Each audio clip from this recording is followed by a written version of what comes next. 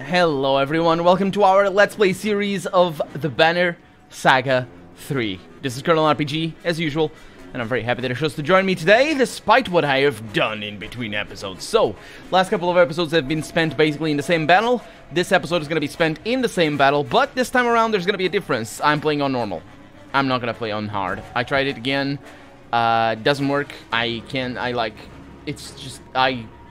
Having lost Folka, it's an enormous thing, and I did it almost on purpose because it's a Let's Play. I meant it's for you. I'm doing it for you. It's always like that, and yeah. So it's just terrible. So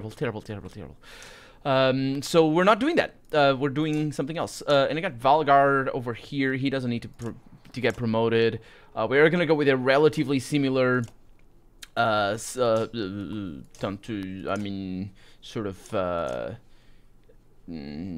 situation. We're gonna go with a relatively similar situation. I will ditch you and ditch you. I will do something here. Oh my god. Oh my god, stop it. I will get Ivan right here so we can get a summon very soon. And then I can get Valgard over here. He doesn't need the level up. Although, what is that one up there? For 1 extra armor. That's fine. I don't need it. And then we have Ivor who breaks things. And we got Sibjorn who doesn't. Yep. Well. He needs the level up. And I will level him up once. Because that's how much I can level. I can level him up twice. Go for it. Go for it. No questions asked. And then we'll figure out what I can do. So he's getting regen armor, avoid killing blow, regenerate willpower per turn. Does he have a lot of willpower? He does not have willpower, so I actually need to take care of that. We got avoid strength attack and cause puncture attack. That's kind of good, actually. I need this. And then this avoid killing blow is a good thing. And we're gonna see what we can do there. And then we have maybe Alfrune.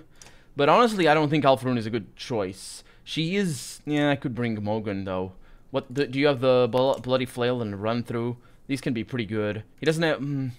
they can be pretty good. I don't know. It's just like I'm not... This is a bad decision. It's a bad place. Not a bad decision. It's a bad place to be in. Simply because of how... Yeah. Just how everything is. So got Ollie over here, has got the Axe Storm. This can be good. I'll go with that, actually. So, let's see. We got Mogan. Can I not? Thank you. We have Ditch. +3 strength. Hey, Ollie, how does that work? How does the, That is based on... Yeah, I know, but... The character lobs an axe at a target, dealing normal strength damage. So you want the 3 strength. For you. Absolutely. Ivan, where's the other one? Oh, yeah, it's Sibjorn. Sibjorn having this is actually pretty decent. He's got extra strength. He's got extra... The knockback is interesting. So I'll go with that. We don't... Oh, we have more. Okay. So I will level up you, maybe? Honestly, you're not very good at this. Can't level anybody else up, so I think we're good to go for right now. Let's ready for battle. Let's do this again. This time around, it's a little bit different because we have, of course, never mind the difficulty change, but specifically we have different team members. So hopefully we'll win and we'll just have no problems. Because I never really did have any problems in the previous 2 games in regards to in normal difficulty. There were a couple of hard calls, and there were a couple of battles that I had to redo. Specifically the last one of the second game. But I think I didn't get it quite well, and yeah, so I don't know. One thing we have to do though is be really aggressive. We need to be really aggressive. So I'm gonna keep you back here because you're not needed for anything. But if we want to kill them, and we do, we need to be really aggressive. So I will have you moving in as soon as possible. You're Ollie. He has shield wall, which is kind of nice. I don't think that works quite as I wanted to, but having him there is a good idea. And then having you here... Oh, it's the complete different battle as well. Yeah, it's a completely different battle. I think we'll be okay here. Let's see, get umbrage. Actually, let's see what we are dealing with here. So much easier. So much easier. It might be that we even stay for the second round. Okay, that's a resist on strength. That is fine by me. We have arc lightning that does a decent amount of damage. We got troll stones, we got mend, which we could do, but I don't really want to, because he's not gonna die. The troll stones could be a good thing. So, cause 1 strength damage to adjacent. Yeah. And makes it impossible to pass. This is good if I want to protect these guys, and I do. But I need to learn how to use that a little bit better. Because it is... Holy freaking hell. No, I don't want you to do that. I don't want you to do that. I might get... So you got Bloody Flail.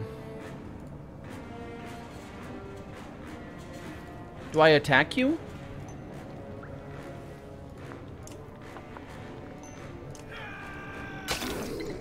Let's do that. It's for him. Nope. Who was that for? Oh, that is death. That is just the death. And I want to break his stuff. Go away. Because he's gonna die. Okay. Okay. It's good with me. We could go up there. You're gonna need to do damage. You can't do much. You have the Sundering Impact. Added strength and armor damage to target and adjacent enemies. That is pretty good, actually. Let's bring you over here. And just do... At this point here, it's better to do break damage. But do I want the Sundering Impact first? 100% hit, strength plus 1 damage, 1 break to target, 1 break to heavy impact. That's good. Let's go with it. That does... It's basically like a normal attack. It's a little bit different. And then you can get the throw, the weapon throw. But we can also break you, which is probably a better option. Because his exertion is good enough for the kill there. Do I really want to kill him, though?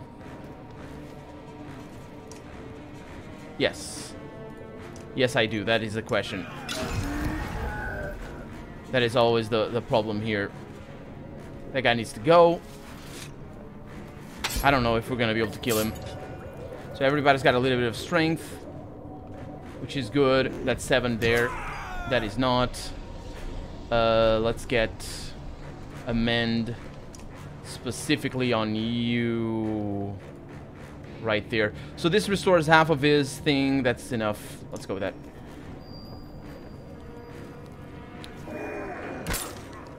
Okay, that's pretty bad. We got a shield thing. So I want him at the front. He also has break damage, which is pretty good. But we do need to kill you. Oh, come on. Seriously?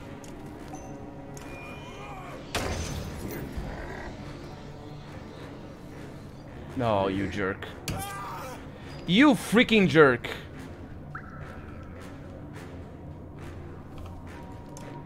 You freaking jerk.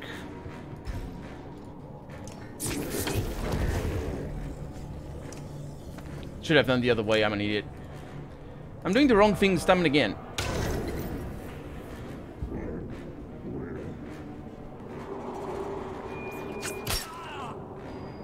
I mean, it is a difficult battle nonetheless.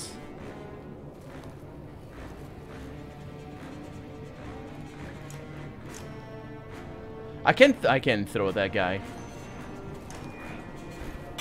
1, 2.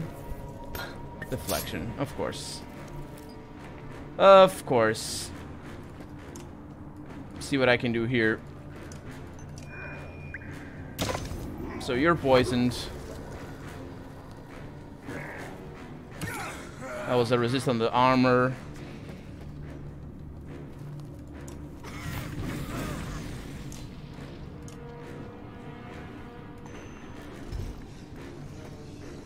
Let's go with that. Come on, give me something here. Oh, there it is. That's okay. We have pretty decent hit over here. Not amazing.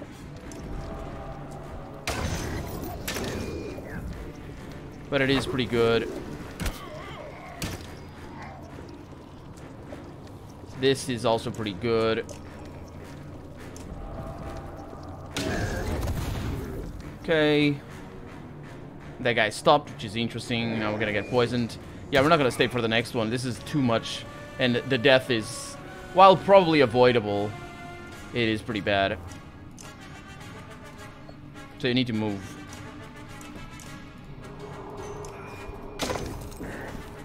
Come on. Oh, freaking hell. Seriously, especially him. He's the one that should get the kills. Okay. Off you go. This guy's poisoned as well. That is fine with me. Then I can get the kill here. Hopefully, anyway. I do. They're in a nice position here. Okay.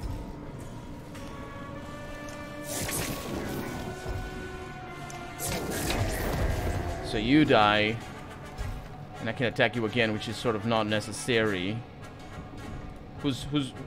Oh, that's you. Okay. No critical. Good stuff.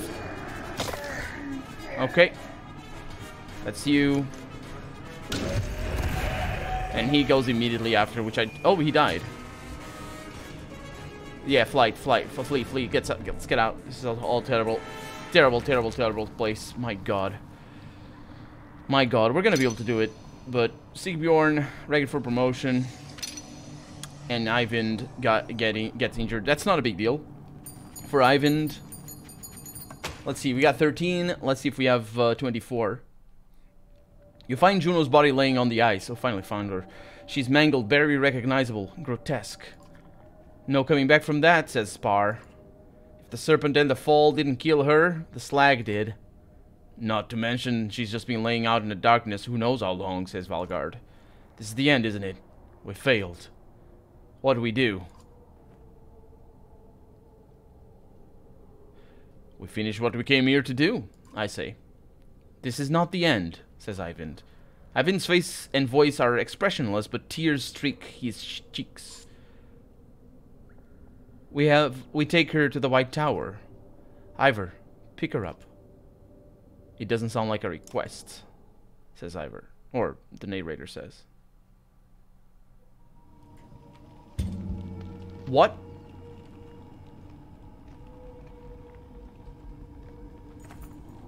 Are we about to lose the game? Ravens swear they see figures lurking from the corners of their eyes and hear the whispers of dead family members. Some accuse the corpse of Juno, others the ominous pillars that have been rising on the horizon. The dredged godstone, Eyvind tells them. Rise like teeth from the hungered wolf's maw, Spar sings. Swallows brave men and the bright doom star. An old song from before the gods died. Fitting, all ambling through tall pillars like teeth. An obsidian forest wreathing the great black godstone, he says. If my dead mother appears, I'm ending things here and now, Ollie snarls. Yeah, let's encourage everybody to toughen up. Unless your actual mothers and sisters start thrusting spears at us, keep your delusions to yourself, you threaten. The ravens don't take it kindly, but get your meaning. And now... bad things happen. I have no idea what's gonna happen.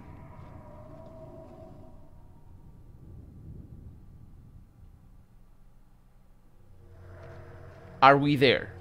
Because that jumped. I think that jumped. I think we had like 6 days.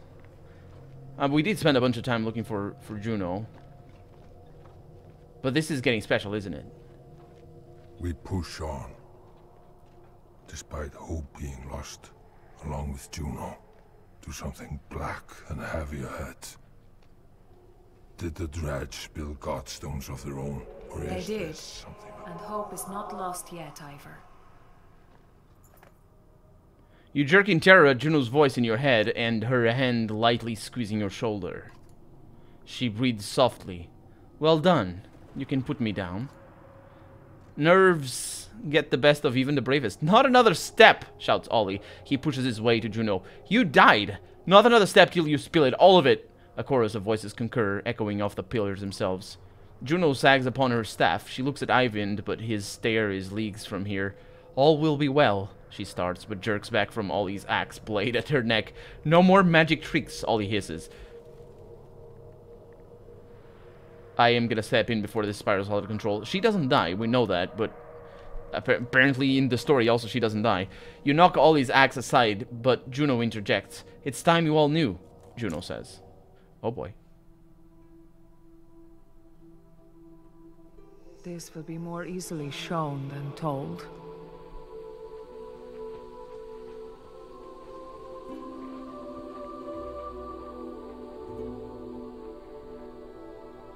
The Valka were the first to discover a world within our world. The inner earth, with its own lands, people, and sun. A source of power far greater than our own. Eyvind was the leader of the Valka, brilliant, born with a mind devouring itself. I studied in secret to heal those wounds, and in time, we grew to love each other. But meddling with minds is forbidden, for reasons already clear to you.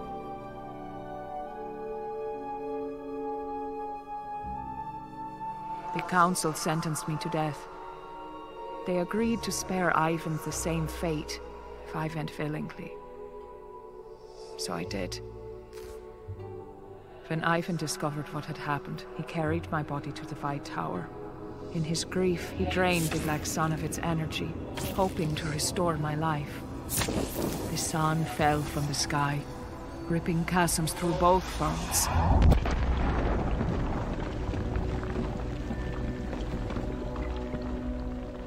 The serpent slithered out from its shattered egg, half-born, and the darkness within spread. I had become the new vessel for its power. When we reach the White Tower, and Eyvind releases my energy, the sun will move again, and the darkness will return to where it belongs. So she will die then. Because, of course, releasing her energy, she's feeling a lot more tired than normal. As Juno releases her grip over the caravan, the image fades. Eyvind carried me all the way back to Ridgehorn before he could go no further, she says. That's where Hakon's warriors found us.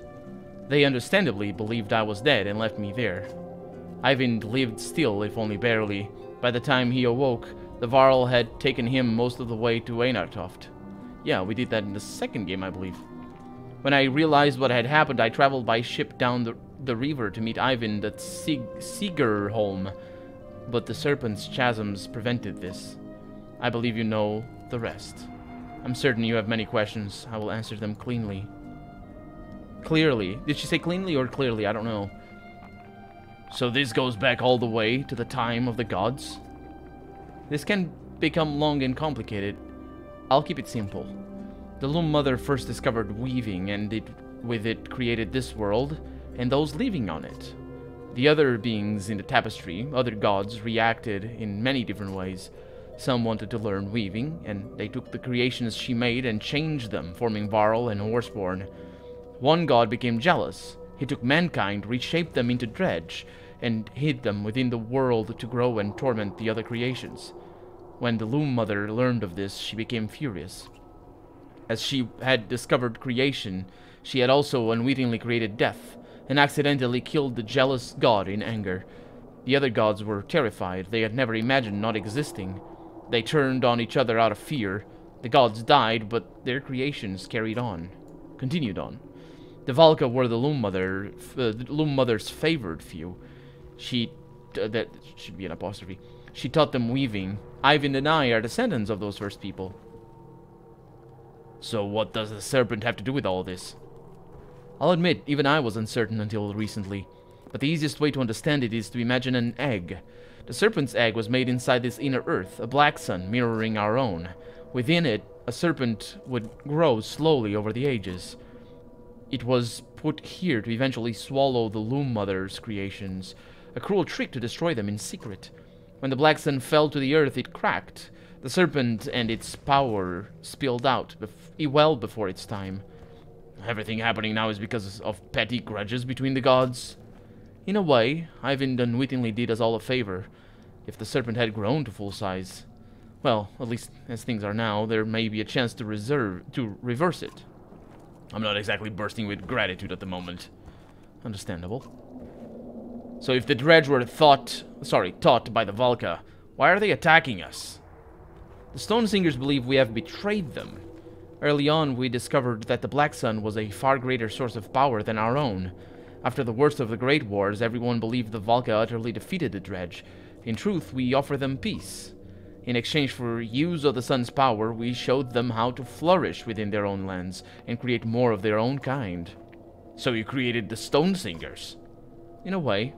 We only shared knowledge. It has always been a difficult question of how much control we exert. But now they believe we caused this destruction on purpose. They think that we wish to wipe them out, and like anyone would, they fight back. They're scared and frenzied and will not listen. We have failed them as much as we have failed everyone else. I've heard enough. What now? Now we return to the source of the power. I'm not dead, but neither am I alive. This energy within me was stolen. Ivind will place me within the Black Sun. The celestial spheres will circle again. The darkness will be absorbed. And without that, the serpent will wither. She suddenly looks very tired, but tries to smile.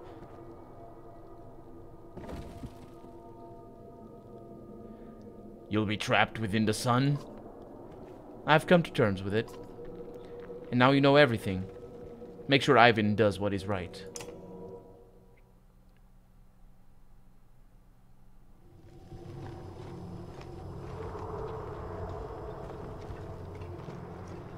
Okay, so that explains the whole sun being stopped in the sky bit. It was always really weird that the game brought that up early, but didn't really explain or have any... That didn't really matter. The sky was stopped in the sun. If that happened, it would just throw the planet off. It would just be the worst thing, because the planet would fry and just be terrible. Wait a minute, what? Oh, I'm clicking here. Okay, well, I'm not, because we're out of time for the day, but I would normally. See you next episode. For right now, I'm Colonel RPG, and this has been the Banner Saga 3. I really hope you've enjoyed it. And if you did, leave a comment. Leave a like if you want to see the next episode come out sooner rather than later, but above all, thank you so much for watching. Bye-bye.